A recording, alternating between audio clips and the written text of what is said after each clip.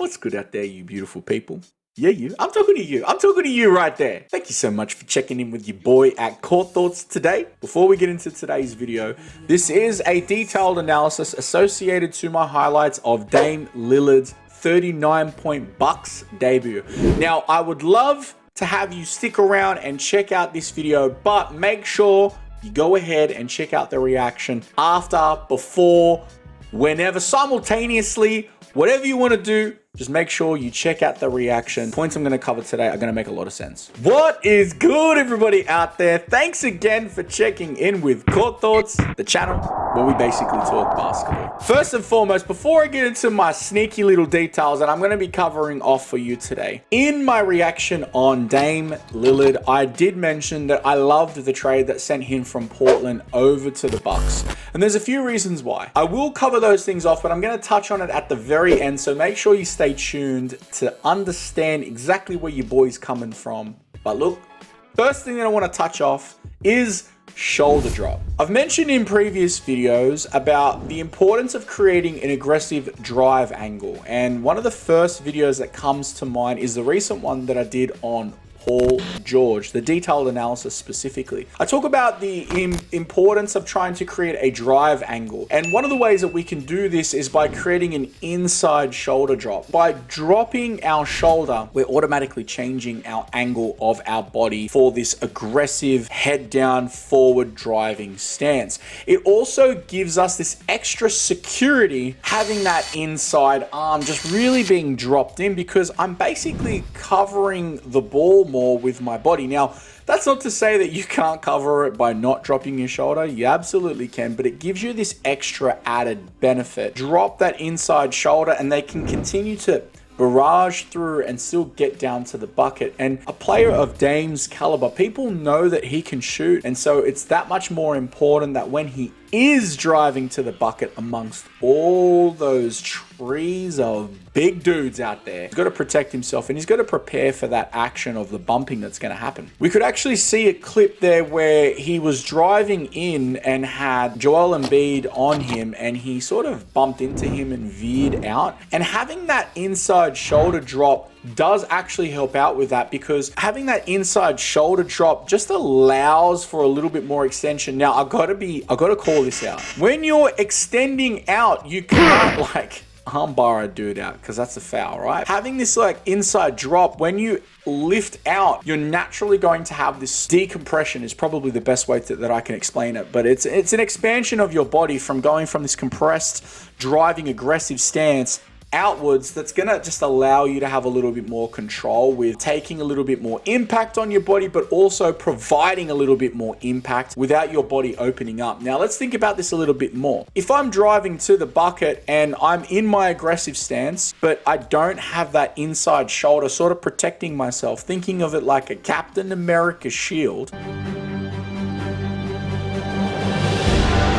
what's going to happen? Well, I'm going to take some contact and my body's going to take that contact. It's then going to continue out and my body's going to have to take the brunt of it, which means generally your dribbling arm is going to flare out, right? I don't want to be dribbling with the inside hand to where the defender is. I've got the outside hand. If I get bumped, my body is right here, right? So this bump is happening. It just eases me out that way. Is it the best for driving into the bucket? Not always, but it also helps in creating this inside edge. We saw inside hand finishes, and a great way to be able to do that is by having that shoulder drop. If I drop my shoulder, I can extend out, but I can also drive my inside shoulder and extend in. Now, obviously, you want to be aware that you've got a defender right next to you, so you're not really going straight, you're kind of leaning across more, and all that does is gives a little bit more of an extension with your arm. Now think about it. If I stood straight and I extended my arm out, the defender really just has to hit the inside of your elbow for it to start to have an effect on where your shot is, right? So if I have this inside arm dropped over and sort of across my body a little bit, they're going to get more shoulder. And so you can see that I've actually got a little bit more resistance. They have to really go across your body to get to that inside of your elbow, or the cup of your elbow, for it to really make a difference. So it gives you a little bit more power. Overall, the inside shoulder drop is really good at selling those drives, but also in creating those aggressive driving stances. And I focus a lot more on the inside driving stance.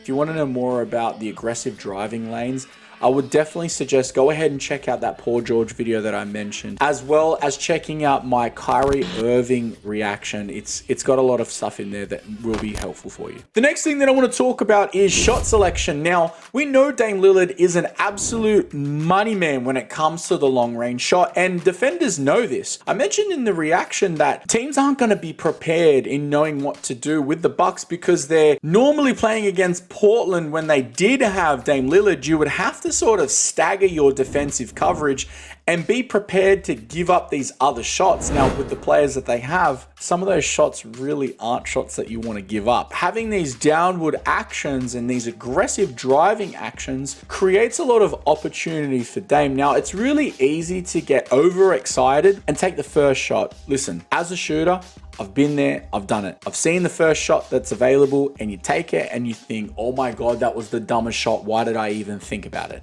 Why?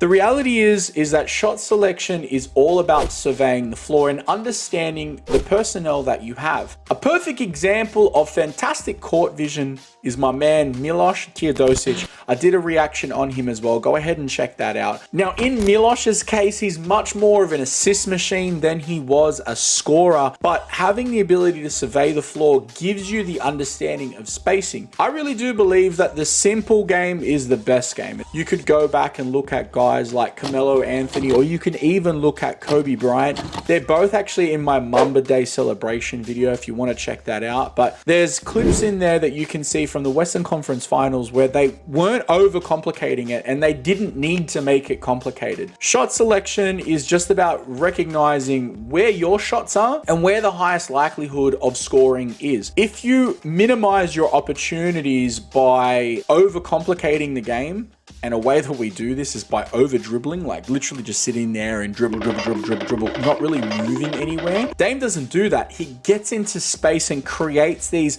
opportunities by then making a defender have to make a decision. In the Sabrina Ionescu video that I did just recently, I was focusing on points like overwhelming the defense.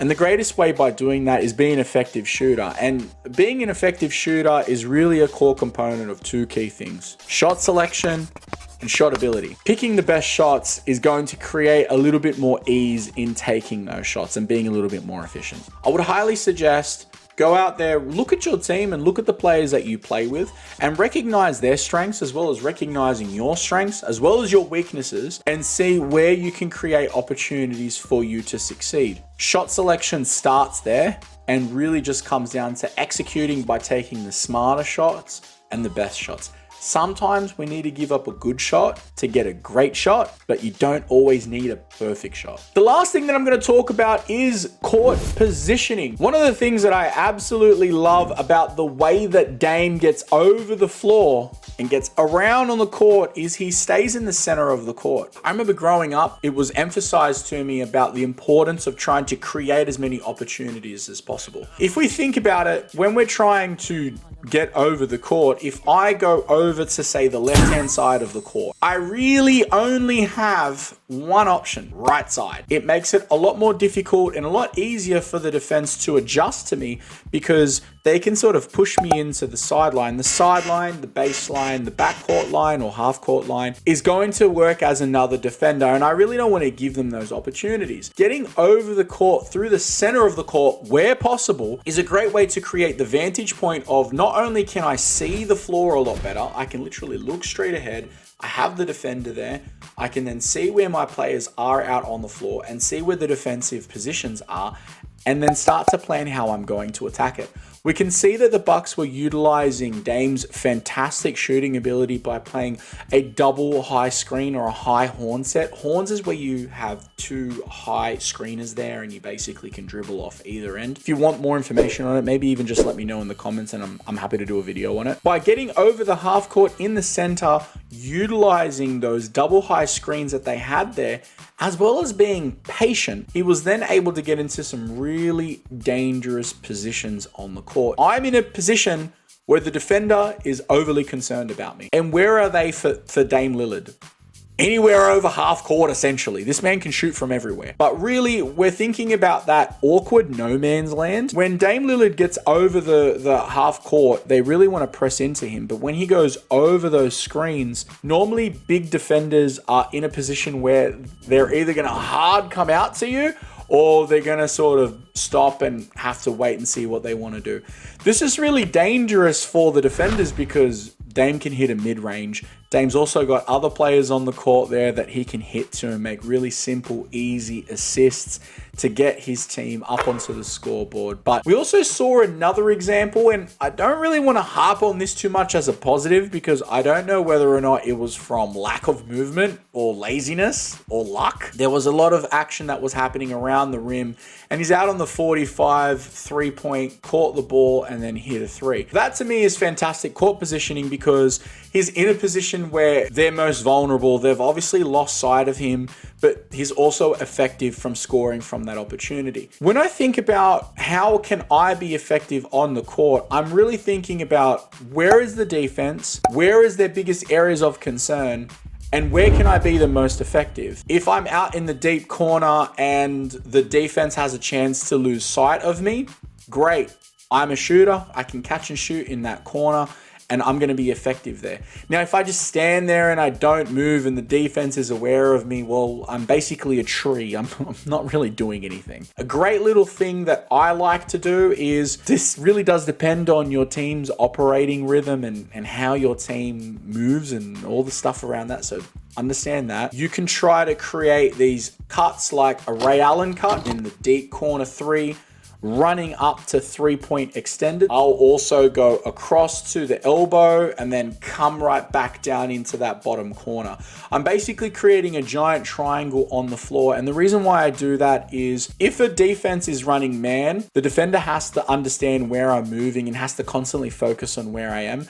But I'm really not crossing over that split line when impeding an offensive movement. But I'm moving into space where I can receive the ball and still be a threat. And really, I'm advantageous in all three of those locations. If I'm playing against a zone defense, it's making the defenders have to communicate and worry about me. In all three of those locations, the defender is either going to have to A, follow me out, which means that there's going to be lopsided movement so I can have another man drop into my corner slot, or B, they're going to have to transition and change over defenders, which there's an opportunity for defensive laps. They might have to play catch up and create an opportunity to score, but I'm basically getting into threatening positions. It's really what we want to do. We want to get into threatening positions. By utilizing aspects of things like the shoulder drop and getting into the dangerous spots that I'm the most effective and making really good, smart shot selections, there's really no way that you can't have an impact to the game. So take all this information and chuck it in your bag. I mentioned earlier that I was really happy with the trade that sent Dame from Portland over to the Bucks. Now, why was I happy for that? One of the things that Dame Lillard brings to the game is he is an absolute threat from a number of areas. And if we think about a lot of the points that I've spoken about today, they've been shooting orientated, which means that defenders have to pry up on him and they have to worry about him. Now, by doing that, I'm taking defenders out of the paint. Now, why is that beneficial? Well, because I've got guys who can bury it from the mid-range like Chris Middleton, but then I've also got guys who are really dangerous when there's minimal traffic in the key, like the Greek Freak. So why wouldn't I want to have that type of player on my team? If I have a guy like Dame Lillard and he's willing to be unselfish and play the game the right way, and I mean, those clips speak for themselves. We're able to see that we can create scoring opportunities, but also for other players as well. And that's really what makes a smart player acquisition work. When I think about having a team and I think about how teams work cohesively, it's not always about stacking players. It's not all about having the best players on one team. Yeah, having really skilled players is fantastic, but it also comes down to